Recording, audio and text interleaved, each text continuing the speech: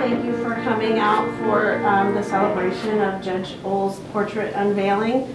My name is Bonnie Coffey, and I'm the clerk of court.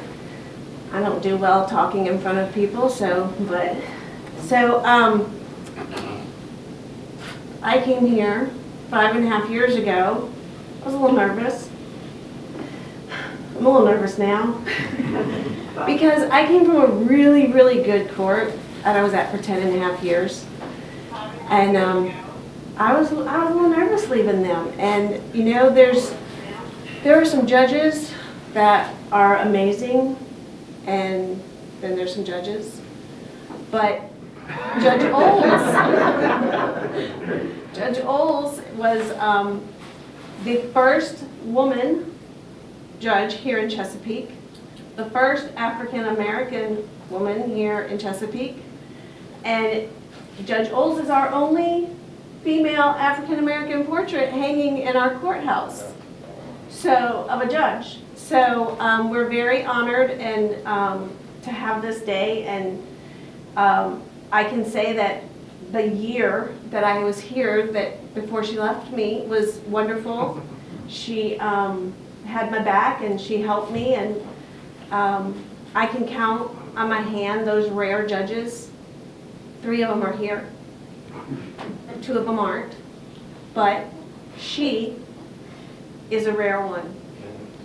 And I was honored to be able to work with her for the year that I had her, and I wish she had not left. So now, with all that being said, I am now going to ask Dr. Avery Jerome Danich, pastor of Providence United Church of Christ, to come forward and lead us in an invocation, announcements, and remarks. Well, good afternoon, everyone. I'm going to ask you to join me in a brief word of prayer for this day. Eternal Lord, our God and Father, who is invisible, immutable, and incorporeal, full of grace and mercy and truth. God, this afternoon we come before you in prayer, these hallowed halls of government, to say thank you. Say thank you, God, for the opportunity that you have blessed each of us here with to serve you and to serve your people. Thank you, God, for blessing us with the dubious task of governing and of leading and modeling servant leadership, both to constituents, congregations, and administering justice in the rule of law. To that end, God, we thank you for the gift of this day, for the gift of your servant, your precious daughter, Eileen, in whose honor we are gathered here today. Thank you for the day of her birth, for you knew her while she was in her mother's womb. Thank you for her mother who forged faith, resilience, and purpose in her. Thank you for keeping her down through the years, and even on this journey of judgeship as the first female and first African American to serve in these hallowed halls of justice. Thank you for instilling in her an ethic wrapped in justice, a fairness in court findings and proceedings, and a compassion in courting. Thank you for this daughter of Zion, this vessel of honor, whose life and legacy we celebrate today. And so, God, today, as we celebrate the addition of her portrait, we ask, Lord, that those who view it would view it as a sign of your favor, a sign of your grace, and a sign of your purpose revealed in the earth through our sister, the Honorable Eileen Anita Oles. May her presence in presiding over this court be felt for generations to come. And may all who view it bestow glory and honor unto you and to your name for her life of service, purposed by your hand on this day. This is our prayer that we ask in Christ's name. Amen. Amen. Good afternoon. My name is Belinda Hill, and I have known Judge Oles for about 49 years. She says, shh. I met her in 1975 when we were first-year students at the University of Virginia. And I would say at that time we were also part of a history-making moment, because at that time our class had the largest number of African American students entering that year in the history of the school. And because of that, two things grew out of that. We got to know each other, because when you saw one on the grounds, you were happy and you waved and you introduced yourself. Eileen and Fran lived in the new dorms, I lived in the old dorms, but I still saw them regularly and we got to know each other. After that, we had the honor and pleasure of pledging the greatest sorority there is, Delta Sigma Theta Sorority Incorporated, in 1977. And we spent 6 to 7 years felt like years, 6 to 7 weeks online pledging. You get to know a whole lot about a person when you pledge. And she and I have been friends ever since. She is a friend who is loyal. She's one of those, ride or die friends, one of those always has your back. She's loyal. She is truthful. She is dedicated to you. She is a friend who will stand by you through thick and thin, and she has done that for me for the past 49 years. Now, the things you learn about people, and I will say this, when we pledged, part of what we had to do was to participate in a step show. And those of you who are Greek know what that is, but that's just a chance when we get an opportunity where we get a chance to sing and dance around and do foolish things. And Eileen has a singing voice, in case you didn't know that. And at one point during, right before our performance, she could barely talk. You had to stand right next to her and you could barely hear her whisper. But all of a sudden, when we got out there on the floor and it was time for us to perform, she belted out a song as strong as I'd ever heard her sing before. We all wondered, well, was she faking it or really but she really had that issue. But she came through for us, as she always does. She is smart, she's funny, considerate, and she has never met a stranger. Any of y'all know that, who've been in here, know Eileen has never met a stranger.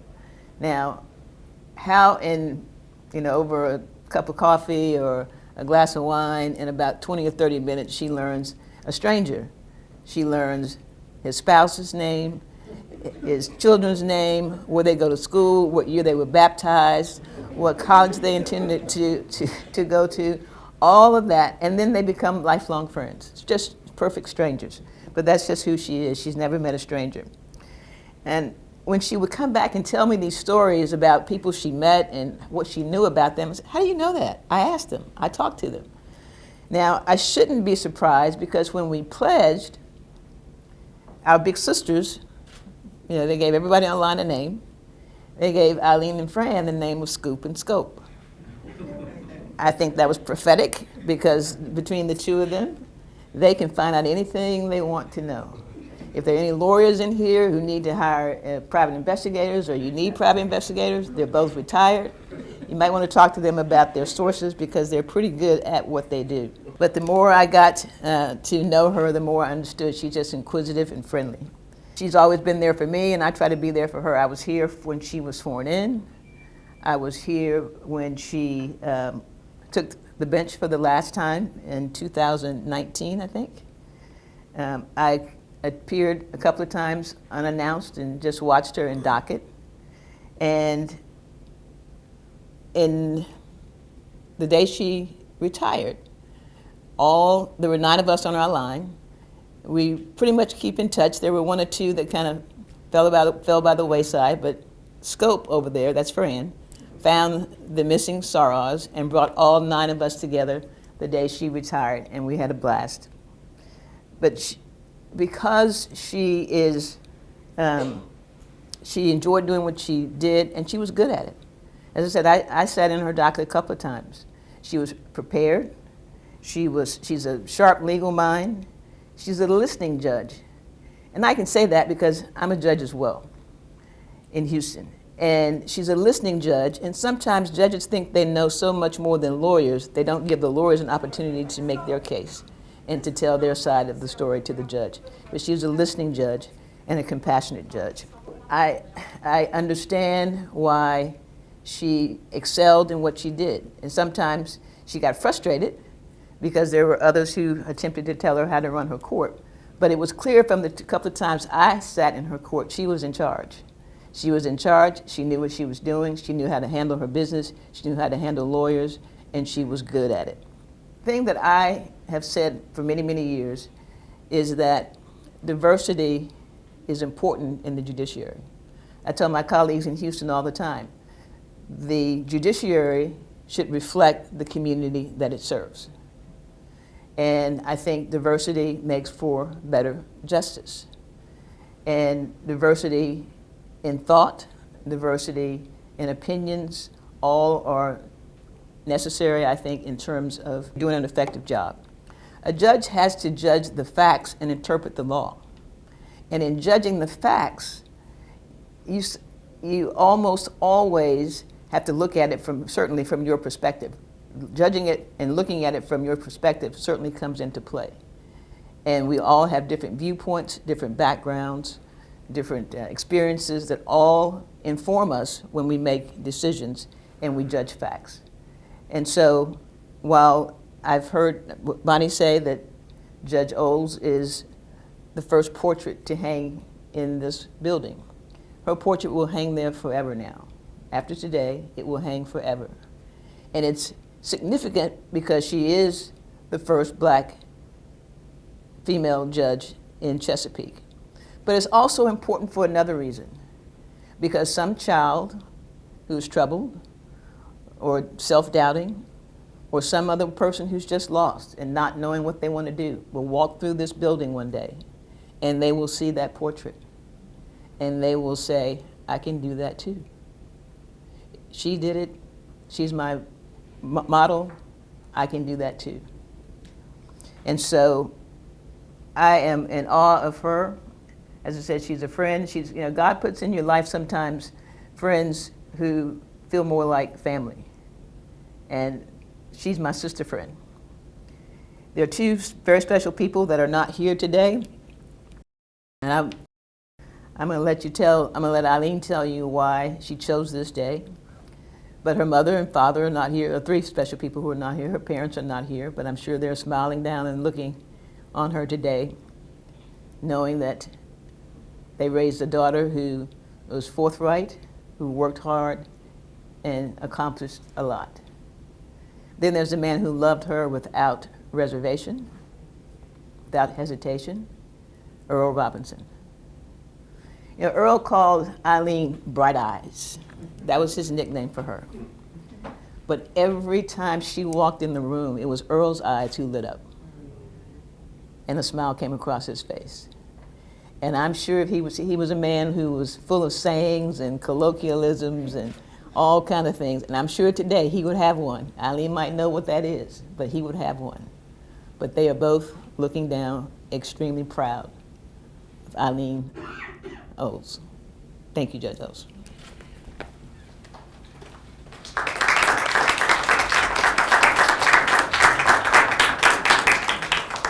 While we're getting ready, I can tell you, B. Earl would say, I'm happier than a felark in 40 acres of dead wood. We never figured out, I never figured out what a felark was. Well, good afternoon. I should ask, can I just tell you how incredible it is to be in this courtroom, and I'm just so happy to be here.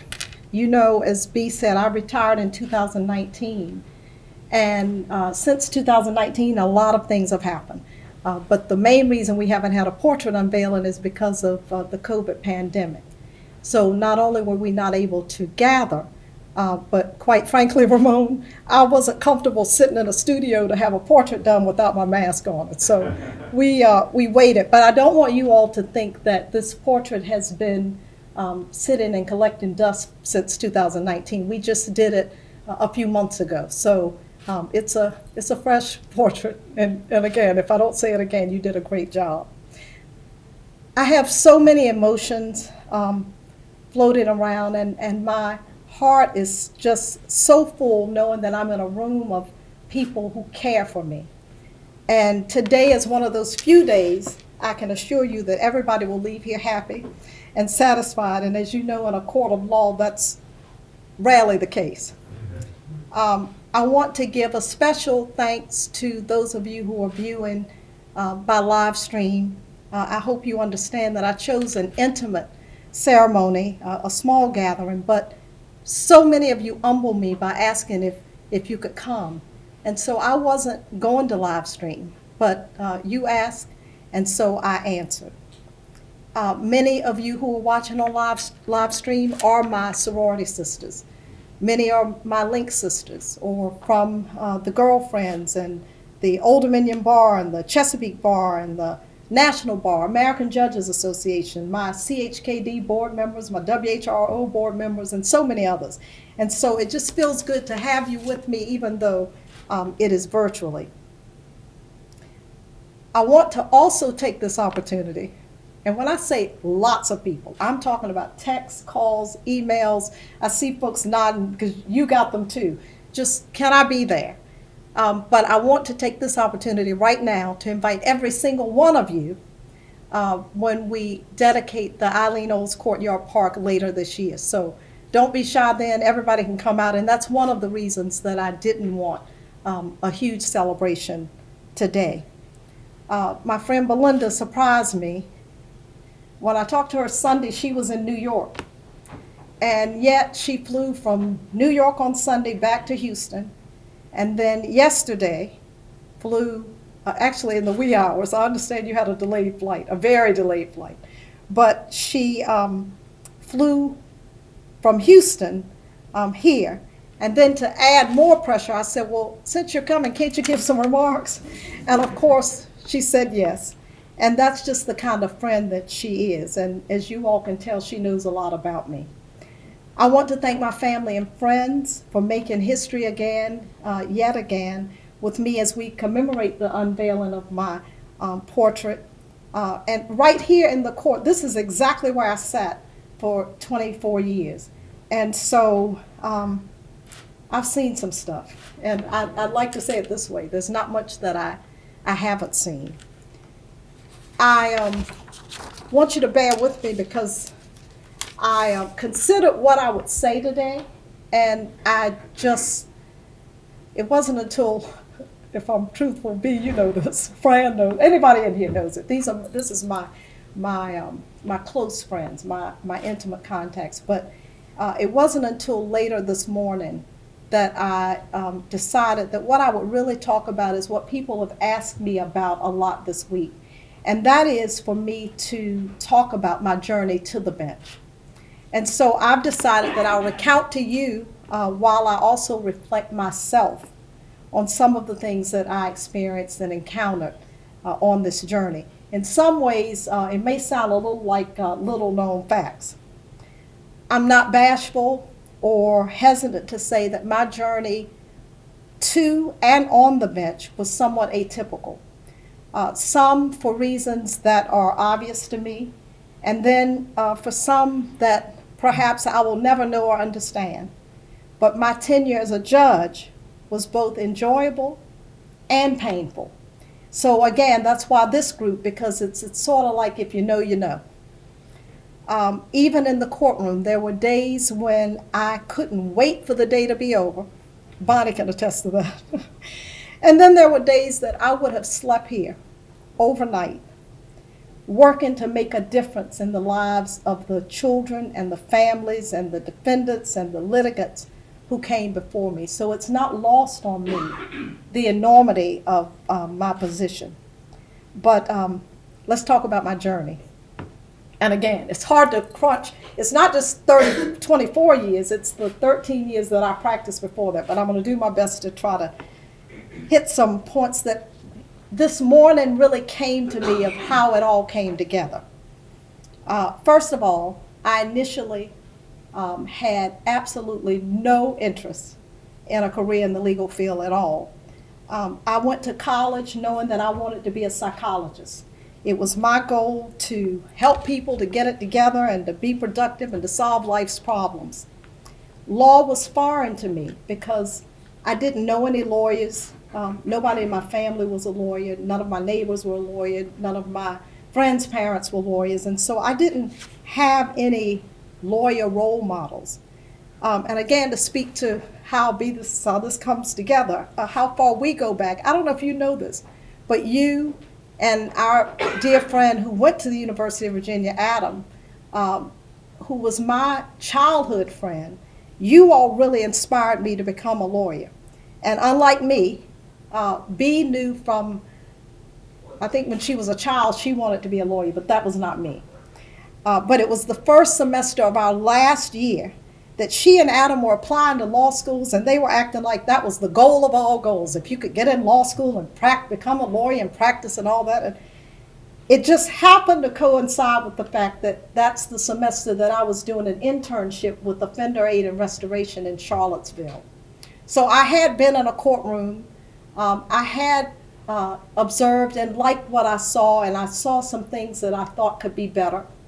But watching them, I said, you know what? I can help people that way. And so I said, I think I'm going to apply. Now, as I said, I had no intention of going to law school. So I had no LSAT prep. Again, I didn't mean to go to law school. But I took the LSAT, I applied, I got accepted to some law schools, and I chose William and Mary. Another little known fact, when I went to William and Mary Law School, there were only 6 African Americans in the whole class. There were 4 women, there were 2 men. One of the men dropped out, or something happened after the first semester. The other one decided that law was not for him and he wanted to pursue a career elsewhere. He moved to the West Coast, but it was too much. He ended up taking his life. But that left the 4 women, and of those 4 women, 3 of us became judges here in the Commonwealth of Virginia. I, of course, finished law school, and in my, I hate to say generation, but I'll say it. If you wanted to go into private practice, especially in this area, if you wanted to have a general practice, there was no such thing as joining a majority law firm or becoming a law clerk or any of the glamorous jobs that I'm thankful that young lawyers can do today. But if you wanted to, you had to just hang your own shingle. And that's in effect what I did. I started practicing with Eric Moody, who was from Chesapeake. And Eric, if you're watching, thank you. But practicing with him made me eligible to be what we call a court-appointed attorney. So not only did we have our private practice, but it put me on the list to accept cases that the judge assigned for persons who were indigent. And so I remember the first day, we had an office in Portsmouth and Chesapeake, but this was the first day in Portsmouth. And I said, Eric, I'm so nervous. I don't think I can do this. And he said, Eileen, you are not shy. Go over there and get some cases. I said, but you don't understand. With my luck, I'm going to go over there and end up getting a murder case. Well, guess what happened? My very first case was a murder. It was a murder case. I still right now remember the address of the crime scene. I remember the name of the defendant, but I can tell you I was prepared then, and that's what taught me that you have to be prepared. Those early years were basically hustle and grind and hustle and going from city to city and courtroom to courtroom. And then very shortly thereafter, I went into solo practice. I like to think I made a name for myself because I did have a very successful practice for 13 years. But here's the second part. So just like I never planned to go to law school, I never even dreamed or had any aspirations of becoming a judge. I was the one who was content as the president of it was called Twin City Bar then, now it's called Southampton Roads Bar Association, but I was content advocating as president of the Chesapeake NAACP for justice and equality. And so I didn't think about me being the judge, I just knew that those judges and the court system needed to be fairer for us. But here's that story, and it's a true story. course it's the truth, I'm saying it. But one day, I was driving across the Berkeley Bridge after having visited a client in the Norfolk jail. And I heard a voice. It was not in my head, it was audible. And it sounded like it came through my radio. And that voice said, "You will be a judge." And then that was the audible part, but immediately in my head, I started hearing, "Trust in the Lord with all thine heart. In all thy ways acknowledge him, and he will direct your paths." And so I thought, what? And in addition to that, of course, I almost wrecked my car. But that's when things started to happen. Those paths were being directed and redirected. Shortly after that, and y'all just have to bear with me, I'm trying to crunch it, but shortly after that, I ended up running for office, House of Delegates. I had no intention of doing that either. So you can see my life clearly has not been orchestrated by me. But at the suggestion of community leaders that I run for office, I thought about it, I prayed about it, and then things just took off. I wrote my whole campaign strategy. This doesn't sound pretty, but I was lying on the floor in my living room. And the thoughts were coming, and I was writing so feverishly that I could hardly keep up. And those who have experienced something like that know, I know you all know, but you know where your help's coming from. And so I wrote out a whole campaign strategy. I had no campaign manager. I can say that now. I wouldn't dare have said that then. But I had no campaign manager other than Fran. I had no Get Out the Vote GOTV effort except for Joan. I had no campaign finance committee except for, at the time, my friend, now Elder Valerie Brown, agreed to be my campaign treasurer.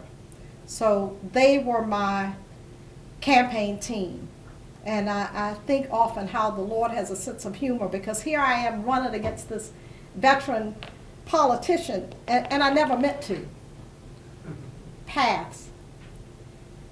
The district that I ran in covered Chesapeake and Suffolk. And so I had a campaign office in Suffolk, I had one in Chesapeake. I'm in the Suffolk campaign office when I get the call that I've won the election to the House of Delegates. So then I start driving toward the Chesapeake office, and I get there and there's all these, the news cameras are there, how does it feel to be the new delegate from the 77th House District? And at that point my phone rings, and it's the registrar, and they tell me, "Ms. Oles, we made a mistake. You didn't win the election, you lost by a few votes." And so then I had to tell the reporters and my staff and everybody in there that we really hadn't won, but paths.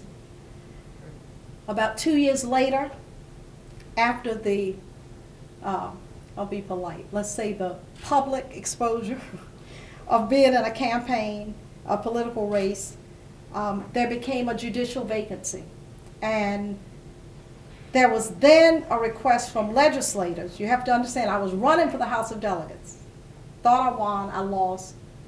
But in Virginia, legislators, Virginia's only one of 2 states where every level of judge is elected by the legislature. So I get calls from those who, I guess I was on the radar then, but at any rate, there was a judicial vacancy and they asked me about becoming a judge. So, again, paths, that foray into political office made way for me to get noticed by legislators to be in a position to be appointed to the bench. The community urged it too. That's something that I also like to think is rare. But there was a push from the community. Chesapeake had never had a black judge. Chesapeake had never had a female judge. Again, I say it's the paths that were directed. and redirect it. So let me take a moment to explain why I did have this ceremony today. One is because it's a new year, Ramon, and I wasn't going to let another year go without having a portrait hung. But most importantly, today is my mother, Frances Oles's birthday. And Putin, as her family called her, and I did too, she was Putin to us, would have turned 97 today. And she would tell you, as she told me so many times, that she knew the Lord had his hand on me. And that was long before I understood what she was talking about. But she would repeat many times how she asked the Lord to cover us. And her prayer was not specific, but she prayed, as she would tell us, that we would go far. And so I want to think, or I hope, no, I know, I believe that her prayers have been answered.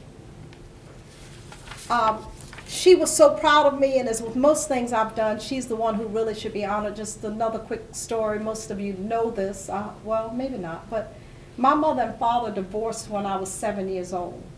And my mom and dad were both educators. And I have joked, Reverend Tolliver's heard me say this before, but as far as I can tell, that's the only thing they had in common. But I do know that both of them would be proud of their child today. Both, as I said, were proponents of education. When I told my dad I wanted to go to law school, he looked at me and he said, "Girls don't do that." When I told my mom, she said, "Go for it." So again, I told you they were night and day, but I went for it. In celebrating today, and I'll just say nieces and nephew, if you'll raise your hand, but she would be so happy. Well, first of all, that her children, Joan and Fran, are here. Fran and Joan, like, wave. And her nieces, and her nephew, are gathered here, and so it feels complete. When we unveil the portrait, I want you to take special note that in the portrait, I am wearing my mother's necklace. I'm also wearing, I wore it today, actually, I don't normally wear this, but I'm wearing Earl's diamond signature big ER ring, but that's in the portrait. In fact, you know, Earl and I were together 22 years that I was on the bench. And it's interesting because another point is, for those who don't know, he and I actually met when I was at a judicial conference in Charlottesville. Just happened to be staying in the same hotel. Okay, we're going to leave that alone. But anyway, I told you why today. And now I just want to tell you why this way. So one of the reasons, as I said, was because I know we're going to have a big celebration when everybody is invited later in the year. But the other reason, I didn't want a large public event. And so, again, it's not, this isn't a city function or a judicial proceeding so much because the people that are here are people that I consider having been along for the journey, primarily my family. They are the ones who are not blinded by the fantasy of what people think life for me was as a judge. My judgeship, and I want to clear this up, it wasn't just, well, it was uncharted waters. So it wasn't just that I was the first African American female. Chesapeake had no African American judges. And it wasn't just that I was the first African American female in the sense that I was an African American female. Chesapeake had never had a female judge. And in fact, after I became a judge, it took 14 years before there was another female judge of any race appointed. I'm wrapping up. I just keep thinking of things. Let's see. So you all are here because you not only know the obvious stuff. I mean, I heard cases, I made decisions, I went to conferences, I kept up with the law, but it's because you know the other side. I have said so many times that being a judge is what I do. It's not who I am. And so I thank you all for keeping me grounded and surrounded My mom, again, was an English teacher, and she would often quote Shakespeare.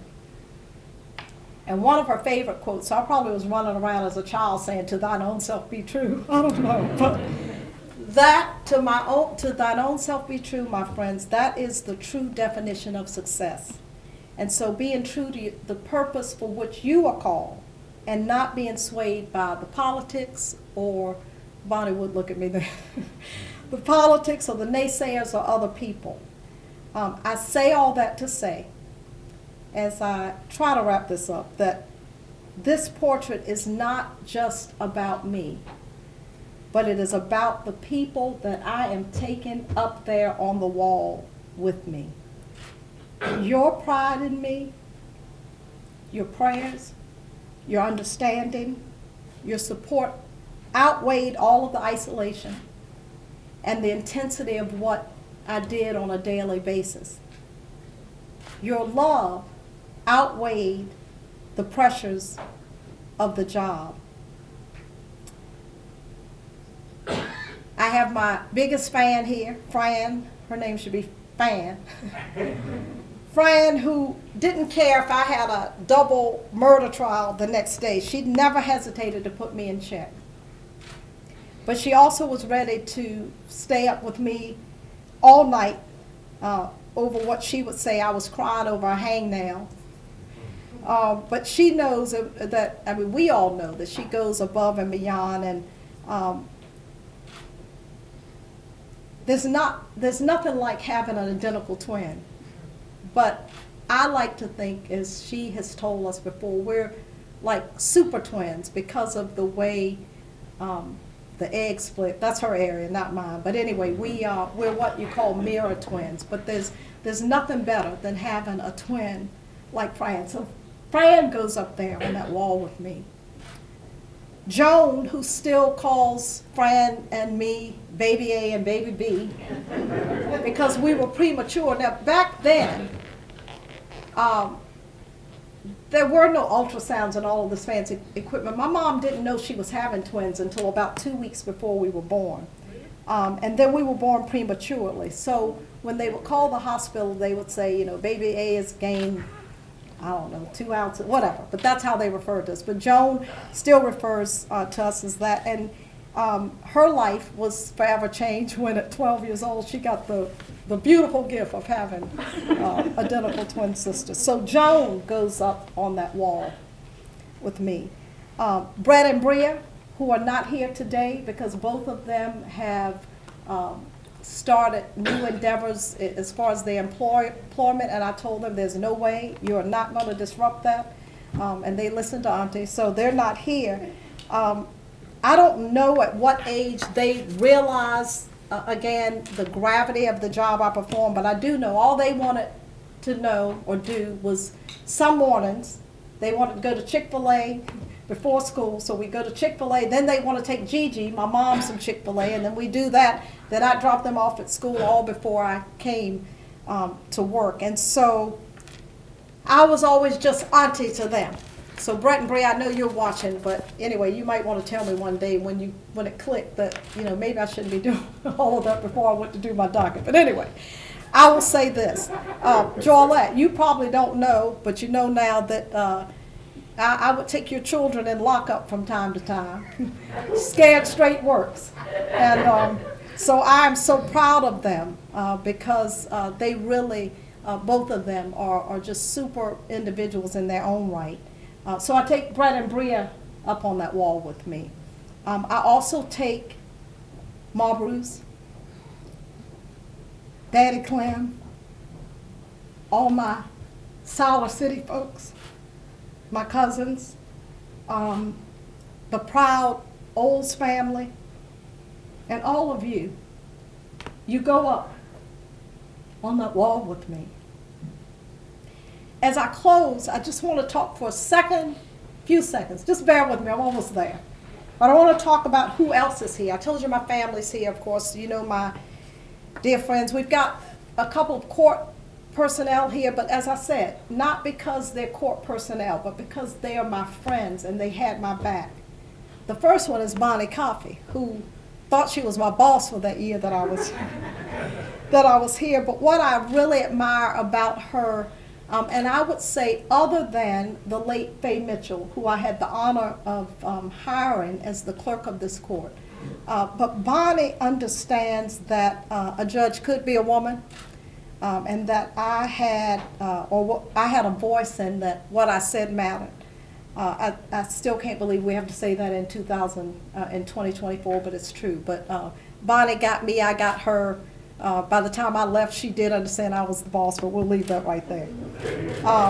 I also have in here a deputy who was more than a deputy. And again, I hope nobody feels slighted. I couldn't dare invite everybody that's ever been in my presence in the courtroom, but I have a deputy who knew when I needed to take a break, and who also shares my birthday. So we were birthday twins. But she knew when I needed to take a break, and we had many, many conversations not suitable for today. But anyway, the first sergeant who was in charge of security when I left is here. Somebody who also stuck by me, but the last day, that's another story within itself. We don't have time for all these stories, but on my last day, something happened. If you know, you know. But he was vital in kind of keeping things going. I also have, I know he's in here somewhere, but the head housekeeper, let me tell you something. I can say that because we're now both retired, but Mike Jones, there you are. I'm calling you out today. Mike Jones kept me more informed than a lot of the people that could have kept or should have kept me informed. And so Mike would come to me, Mike, again, you're retired, don't worry about that, but Mike would come to me and say, Judge. He'd say, Judge, you know what? Or, Judge, guess what happened? Or, Judge, guess where something is? But thank you, Mike. So he got that. There are also people I'm looking around who may have no clue how much it meant to me. I'm looking at Reverend Curtis Mitchell, how much it meant just to call me from time to time to say, I'm praying for you, or how you doing? Sometimes I think, why are you asking me that? But anyway, I appreciate that. And then the two pastors who are here and on the program, Dr. Danich, who is from my home church. You all have heard about Providence United Church of Christ. I like to say behind the Crab House on Campusella Road, but anyway. That's the church where I grew up.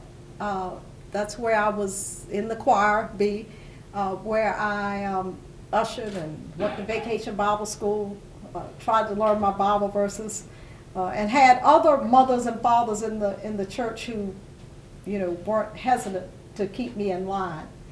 And then, of course, Reverend Michael Tolliver, who you'll hear from a little later, who's the pastor of First Baptist Church, South Hill. And you know how many times I've told you how your sermons, he is so, I don't know if you call it, I don't know what we have, but there are times when, and I've had to tell you that I have been thinking about things or going through things or having ideas, and then he'd get up and give a sermon that was so spot on. And so I want you to know that your sermons and your teachings have inspired me. So we've got the church where I grew up, and then we've got the church that grew me. Thank you both for your support, for your prayers, for your understanding and your guidance. Okay, we're coming into the closing part, the family. I already mentioned you all, but I'll just tell you, when I look over this audience, I get so excited because you all are the ones who have uplifted me, and you're the ones who have supported me, and you're the ones who understood what I was trying to do, and you loved me. So thank you. Underneath that robe, when I look around this courtroom, I didn't know I'd feel like this. Well, yes, I did. I thought I would, but I feel even more so. But when I look around, there's so much I could say. I started in this court in my 30s. And so I spent my 30s and my 40s, and again, now we can full disclosure, my 50s and my 60s in this room. I meant to count how many days I took the bench. I don't know. It's thousands. But I'll close by saying that in terms of portrait unveiling, it's a little ironic that we're having a ceremony. I'll tell you why. Across the nation, and even here in Virginia, there are many courts who have stopped hanging portraits or who have taken down the portraits that were up. And I see Judge Whitted nodding. The reason for that is because if you think about it, until recently, all those portraits were of, I'll venture to say, old white men. And so imagine a defendant or litigant who's coming to court to have justice served, and that's what you see on the wall. But I don't fit that demographic, so today we get to have a different perspective. So anyway, I'm reflecting on my judicial career. I'm also reflecting on my career as a lawyer, and I will say again, it was not easy, but it was so rewarding. I'm going to tell you a quick story from my Kappa Rho, University of Virginia, Delta Sigma Theta sorority sisters who are watching. I told this story, and I've told it before, and for generations and generations to come, I hope that people will say there was an Eileen Olds who tried to make a difference. When I'm long gone, 50, 60 years from now, they will say there was an Eileen Olds who tried to make a difference, and there was an Eileen Olds who paved the way for them to do the same thing. I'm done. Ramon, you're up next. But finally, I do want to acknowledge the Chesapeake Bar Association. I know many of you are watching. I'm indebted to you, and I'm grateful that they made this possible in that they made a financial contribution. And so, again, I just want you to know that I'm grateful. So with that, I am going to step down. We're going to unveil this portrait. I'm going to introduce to you, Ramon, stand up. This is the art. He knows, I call him the artist. I told you not only did I not want to sit for a portrait and be in a studio, I also didn't want somebody to do it that I wouldn't be able to relax and be myself. And he fit the bill. So, Ramon, I know you think it was a little odd. I mentioned how I wore my mother's necklace. I kept having to fidget with it. For some reason, I couldn't get it clasped. I wore Earl's ring. I also wore, as you recall, I was having trouble screwing on this. I wore some very significant earrings. I wore a tennis bracelet that was very dear to me. And so I took a little time getting it together, but you did an outstanding job. Another thing, I know you thought that was odd, you didn't say it, but when I took the bench, just as I did today, I rarely close my robe. And I can't count how many times, especially when I'm visiting, and the bailiff will say, Judge, your robe ain't closed. I don't close my robe because, you know me, I usually have on some big necklace or blouse. But anyway, I kept my robe open. I didn't want any law books in it. I didn't want all that, what I call fuddy-duddy stuff. So I thank you, Ramon. So I'm going to step down and we're going to unveil this portrait.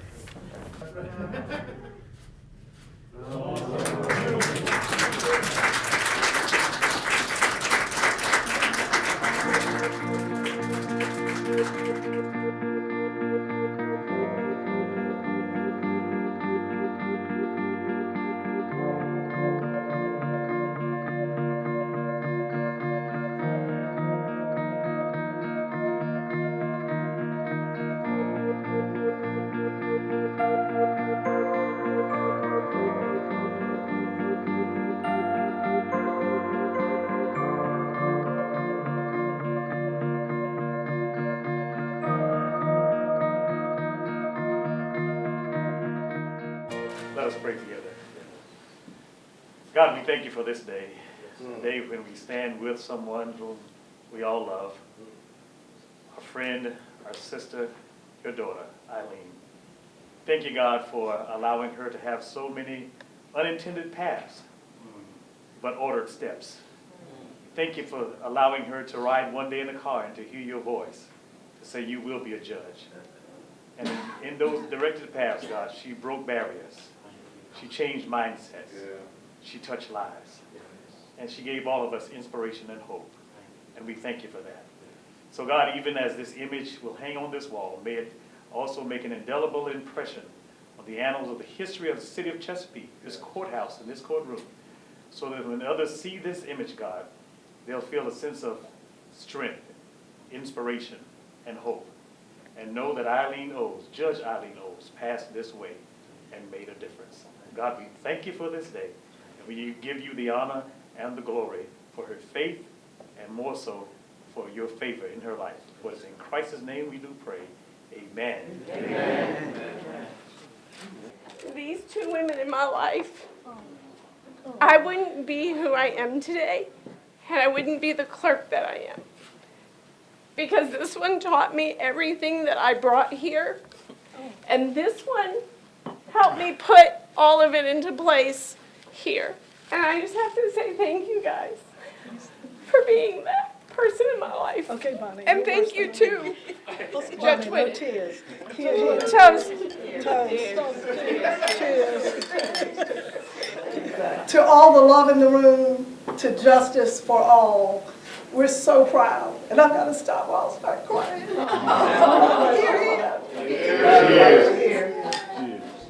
I am in awe of her. She's my sister friend.